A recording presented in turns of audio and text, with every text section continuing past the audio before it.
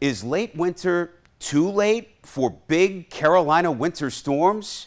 History says no way. In this segment, the anniversaries of two biggies. First, let's flash back to 50 years ago and the so-called Great Southeastern Snowstorm of 1973. Low pressure took a perfect track to preserve and exploit cold air over the Carolinas and much of the rest of the Southeast for a blitz of historically heavy snowfall from February the 9th to the 11th.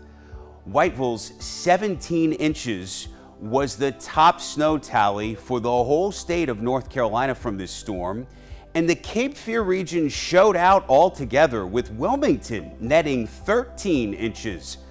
Across the state line, South Carolina's all-time 24-hour snow record, 24 inches, was established in the community of Rimini, and that record still holds today.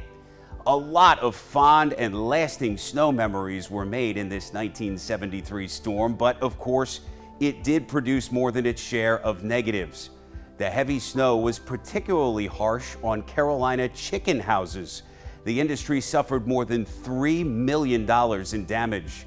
And roads, even major Carolina and southeastern interstates, were blocked and snarled for up to 5 days under snowdrifts up to 8 feet. 30 years ago, another major wintry system walloped the Carolinas and altogether brought significant, severe impacts from Texas to Maine, from Cuba to Canada. The storm exploded on the scene on March 12, 1993, from a sharp Gulf of Mexico front as fuel and an exceptionally strong jet stream disturbance as the spark. From there, the superstorm of 1993, as it soon came to be remembered, went on a tear throughout the 13th and 14th. Sadly, more than 200 Americans were killed in this storm, with the largest shares of deaths tied to blizzard conditions in Pennsylvania and storm surge reminiscent of a major hurricane in Florida. 19 North Carolinians lost their lives in the superstorm of 1993 from impacts as diverse as the state itself.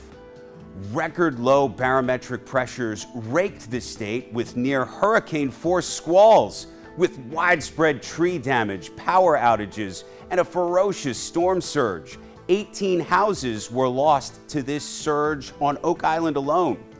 And in the Carolina foothills and mountains, snow poured from the sky at all angles, blowing and drifting, sometimes with thunder and lightning.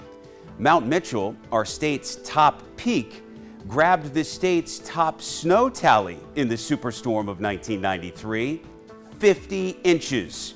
And some of that snow was reported to have stayed on the ground until mid-April.